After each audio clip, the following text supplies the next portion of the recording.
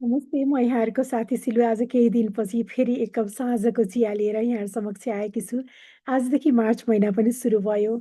March is a special month सबैभन्दा अरू सबै कुराहरू बाहेक मार्चमा चाहिँ इन्टरनेसनल वुमेन्स डे पनि पर्छ। त्यसले गर्दा पनि झनै बढी विशेष छ र म आफै पनि वुमन भएको हिसाबले मदर र एउटा एजुकेटर भएको हिसाबले पनि यो महिनालाई मार्चको सम्पूर्ण महिनालाई चाहिँ सम्पूर्ण हाम्रो वुमेनहरूमा, सिस्टर्स, मदर्सहरूमा डेडिकेट यसरी गर्न चाहन्छु कि यो महिनाभरि नै आउने 30-31 दिनसम्म चाहिँ हरेक दिन 1 कप चियासँगै वुमेन र फाइनेन्सियल स्टफको बारेमा कुरा गर्नेछु। किनभनेदेखि जब मैले विगत केही महिना अगाडि 99 दिनसम्म मेन्टल हेल्थको एउटा सिरिज गरेको थिएँ। हरेक दिन एउटा मेन्टल हेल्थको इस्युलाई लिएर एउटा पारिवारिक अध्ययन विज्ञानको विद्यार्थी अध्येता भएको हिसाबले जुन प्रोग्राम गरेको थिएँ त्यसमा चाहिँ 90 अलमोस्ट 85% अर मोर समस्याहरू कति इस्युजहरू चाहिँ मेन्टल हेल्थको कुरा गर्दा चाहिँ फाइनेन्स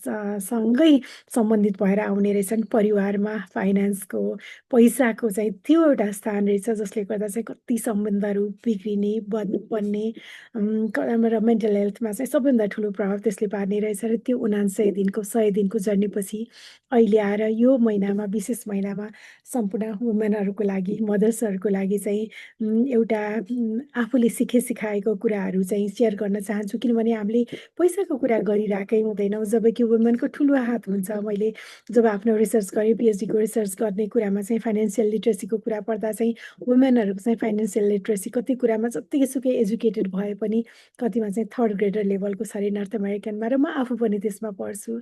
हामी एजुकेटेड त हुन्छौँ तर जब लाइफमा कुनै सिचुएसनहरू आउँछन्, कुनै हामीले एक्सपेक्ट नगरेका समस्याहरू आउँछन्, त्यस्तो कुराहरूलाई हामीले फेस गर्नको लागि त्यसमा प्रिपेयर हुनको लागि चाहिँ हामी त्यति धेरै तयार भएको हुँदैनौँ। त्यही भएर मैले यो सिरिजको नाममै एजुकेटेड बट नट प्रिपेयर्ड भनेको छु बिकज आई अल्सो फल देयर।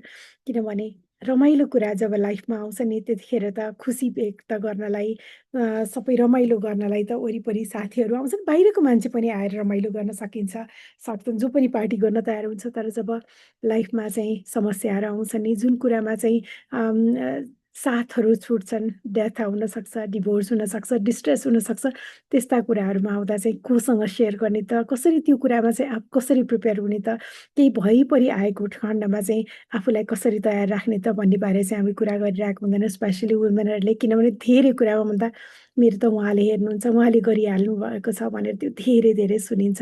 त्यही भएर आउने यो 30-31 दिन चाहिँ यो इन्टरनेसनल वुमेन्स डेको सेलिब्रेसन चाहिँ I want to like share some talks tea talk भन्न चाहन्छु। त्यसमा वुमेन र फाइनेन्सियल इस्युको बारेमा सेयर गर्न चाहन्छु यहाँहरूलाई र यहाँहरूले पनि सुनेर आफूले मन लागेको कुरा सेयर गरेर साथ दिनुहुन्छ भन्ठान्छु। किनभने जब एउटा वुमन ले केही कुरा जान्छे नि उसले इन्टायर परिवारलाई सिकाउँछे, आफ्नो बालबच्चाहरूलाई सबैलाई नै सिकाउँछे, सुनाउँछे। त्यही भएर चाहिँ आजदेखि सुरु भएको यो जर्नी चाहिँ म आई, माई एन्ड मनी भनेर यो सिरिजलाई अगाडि बढाउन चाहन्छु। आई म नै हुन्छ, माई मेरो हुन्छ, तर अर्को अर्थमा I, my and money because women and financial literacy.